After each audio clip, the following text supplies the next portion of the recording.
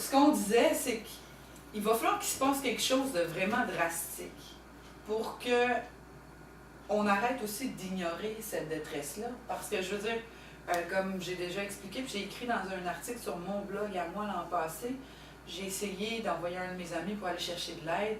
Il a comme pris panique, puis quand tu vas pas, tu vas pas. T'sais. Puis au lieu d'appeler l'ambulance, il a appelé à l'hôpital pour expliquer son état. Puis il était suicidaire, puis il allait pas bien. Qu'est-ce qu'ils ont fait? Ils ont envoyé la police.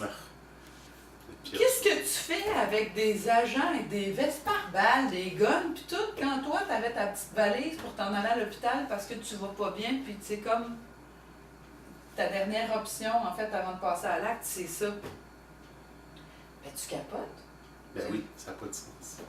Puis là, ben, si quelqu'un est vraiment suicidaire, il va avancer pour qu'on l'abatte, parce qu'il n'y aura même pas eu besoin de se tuer, ils vont l'avoir achevé. Mais ça encore là, tu sais, ça va être mon mot magique, ça, toute l'année, je vous préviens. L'austérité, tu sais, on coupe.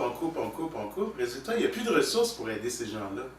Alors, les policiers ne sont pas formés pour aider ces gens-là. Non, du tout. Ils ne savent pas quoi faire avec ça. Ils n'ont pas de formation en psychologie, ils n'ont pas de formation en travail social. Travail de rue, ils n'ont rien de ça. Travail de rue non plus. Ils ne savent pas comment réagir. Alors, ils réagissent en flic, finalement, devant une menace à la paix publique, à l'ordre public. En faisant de la répression. En faisant de la répression, tout ça. Mais là, on s'adresse à un être humain qui est en détresse, là, qui est sur le point de mourir, là, qui est sur le point de s'enlever la vie. C'est peut-être pas la meilleure approche d'arriver avec peut-être ton gun, puis, tu sais, freeze, là, tu sais. Tu sais, le gars, au pire, il va dire, ben, tire, c'est ça que je voulais mourir.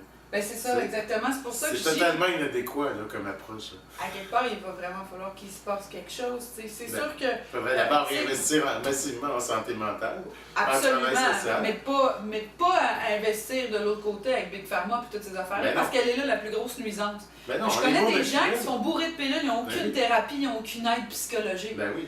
C'est une béquille, ça. C'est un plaster sur un bobo. Point tu les à vois, la c'est ligne. tragique. Ils ont l'air des zombies.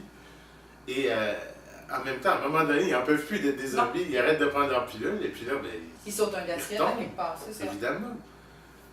Peut-être que les pilules, c'est pas toujours la solution. Hein? Peut-être qu'il faudrait autre chose, un accompagnement, un encadrement. Absolument, il y a des trucs. Regarde, moi, j'avais beaucoup d'insomnie. Comment j'ai réglé mon insomnie? En commençant à m'entraîner. Ben, je dormais bien la nuit, et tout seul, sans rien. Il y a plein de choses comme ça qu'on oublie. Aller marcher au grand air, ça paraît pas, mais ça fait du bien à la classe. Moi, je le sais. Bientôt, on va pouvoir soigner notre insomnie en fumant du pot, ça va être légal. Tu sais, il y a plein de choses comme ça, en fait. Mais là, Pascal a parlé du pot. Si vous avez des tendances schizophrènes ou dans la famille, peut-être que c'est pas le meilleur idée pour vous autres. Surtout à l'adolescence, je ne le recommande vraiment pas. Mais tout ça pour dire qu'il faut... On ne peut plus être indifférent devant ça, devant toute cette misère-là qui, peut-être bientôt, dans une année rapprochée, va être la nôtre. Les gens perdent leur travail, les gens en arrachent, ont de la misère à se nourrir, à payer leurs comptes, à joindre les deux bouts. Il faut qu'il se passe de quoi. Ben, tu sais, je parlais de tabou tantôt. Ça non plus, on n'a pas le droit de le dire. C'est très mal vu. Va dans n'importe quelle soirée, puis commence à faire étalage de tes problèmes d'argent, de tes difficultés, de tout ça. Tu vas voir le vide se faire autour de toi, ça sera pas long. Ça se fait pas, on n'en parle pas. On est censé aller bien. Finalement, c'est ça, dans cette société-là, tout le monde vit dans une fiction où tout va bien, on est au-dessus de nos affaires. Comment ça va? Ça va.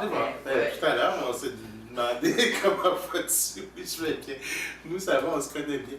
Mais, tu sais, dans le fond, ça va pas toujours si bien que ça non plus. Puis en fait, si quelqu'un vous dit ça va pas, restez pas indifférent à ça. Si quelqu'un ose vous dire que ça va pas... Ben, ouvrez l'oreille, parce que pour que quelqu'un ait le courage de dire ça, il faut vraiment pas que ça aille bien. C'est ça. Ou alors c'est quelqu'un d'une franchise tout à fait exceptionnelle, mais la franchise n'est pas bien vue en société, encore une fois. Ben, ça dérange beaucoup, parce que c'est ça, tu sais, on aime ça que tout soit rose. Je peux bien parler, là, mais bon. J'ai souvent fait l'expérience, quand on me demande comme ça, c'est un automatisme, comment ça va bien, est-ce que vous allez bien, tout ça, de répondre non, ça va pas du tout aujourd'hui. Et chaque fois, ça crée un malaise épouvantable. La personne regarde le plancher, ne sait plus où mettre ses yeux, parce qu'elle ne veut pas savoir comment tu vas. C'est une convention sociale. Comment allez-vous? On est censé répondre, je vais bien. C'est comme une phrase précuite. Là, on vit vraiment dans un monde de faux semblants. C'est épouvantable. À bien des niveaux, puis faut vraiment qu'on oublie cette indifférence-là dans laquelle on est en train de nous conditionner, en fait. Comme le fait que sais, je veux dire, la guerre, dans certains pays, il va y avoir tellement de monde mourir que écoute, c'est devenu quasiment le quotidien. Ben, Non, on pourrait en parler aux quelques réfugiés syriens qui sont arrivés. L'horrible invasion d'une dizaine de Syriens. 4, la vague. 4, ouais, la vague oui, de réfugiés à Québec. J'aimerais féliciter ce journal. En tout cas, ce serait intéressant de parler à ces gens-là et de leur demander comment ils vivaient sous les bombes à Damas. Peut-être qu'ils sont bien contents d'être rendus ici. Ben, peut-être. Peut-être qu'ils ne sont pas venus ici pour nous envahir ou nous islamiser. Ils sont venus ici pour ne pas recevoir de bombes sur la tête. Tu sais, écoute, si on était bombardés demain matin, je sais pas si je voudrais partir non plus. Tu sais? Il y a eu une très célèbre étude d'un grand sociologue qui s'appelait Émile Durkheim sur le suicide. Et il avait démontré qu'il n'y avait pratiquement pas de suicide en période de guerre. Oh boy. Il y en avait en période de paix. Ok, c'est pour ça qu'ici, Parce qu'en période de guerre, tu es en mode survie. Au monde. Mais tu es en mode survie. Okay. Tu es tout le temps en mode survie. Tu sais, tu essayes de ne pas te faire tuer. C'est ça ton objectif pour la journée. De ne pas avoir de bombe. De ne pas recevoir une balle, de ne pas avoir une bombe sur la tête. C'est vrai. Donc, tu as peut-être moins de possibilités comment dire... De vouloir en finir, en fait. Oui, c'est ça. Mais tu as sûrement plus le goût à la vie, dans un sens. Tu sais, ou dans le fond, peut-être aussi que les suicides sont tout simplement pas comptabilisés en temps de guerre, parce que ça a tellement l'air de... Je veux dire, il suffit de se promener dans la rue, des fois, pour se faire tuer. Là, aussi. C'est une autre façon de se suicider. Ouais. Ça. Marcher dans un champ de nuit. Mais bref, il faut vraiment qu'il se passe quelque chose au niveau de ça, de nos valeurs et aussi de l'indifférence qu'on est en train de rendre normale. Tu sais, c'est ce qu'on a déjà parlé aussi à Montréal. On ne peut plus faire un coin de rue sans qu'il y ait un itinérant à pied, en auto. Oui, c'est ça. C'est à côté de nous, c'est là, c'est dans nos faces. On ne peut pas faire semblant que ça n'existe pas. On ne peut pas faire semblant que ces problèmes-là ne sont pas courants. Et que ça ne peut pas arriver à un membre de votre famille ou à vous demain matin, puisqu'il y a des gens qui étaient à l'université, qui étaient... Personne. Quand tout s'effondre... Personne n'était à l'abri. Moi, je gagnais très bien ma vie. Tout d'un coup, je l'ai gagnée tellement moins bien que je me suis demandé si je n'allais pas me retrouver, moi aussi, sans domicile fixe. Ça peut arriver à tout le monde. Il suffit de quelques revers de fortune, une perte d'emploi, qu'on n'arrive pas à récupérer. On est pas Donc, au lieu de se diviser, comme eux autres en haut aimeraient qu'on fasse, restez à l'écoute. Quand quelqu'un vous dit qu'il ne va pas bien, ou si vous vous apercevez que quelqu'un ne va pas bien, essayez de lui tendre la main. Et ça, sans lui faire la morale, bien sûr, parce que c'est souvent pas ce qui aide non plus. Mais restez à l'écoute.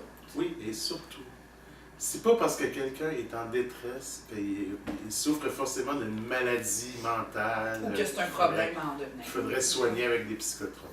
Pas forcément. Je pense qu'on vit dans un monde qui est extrêmement anxiogène. Et c'est normal dans ce monde-là qu'à un moment donné, on ne sache plus à quel sens jouer. Ou se garrocher. Exactement. Et qu'on éprouve de la détresse, je pense que c'est signe. C'est pas le signe d'une maladie mentale, au contraire.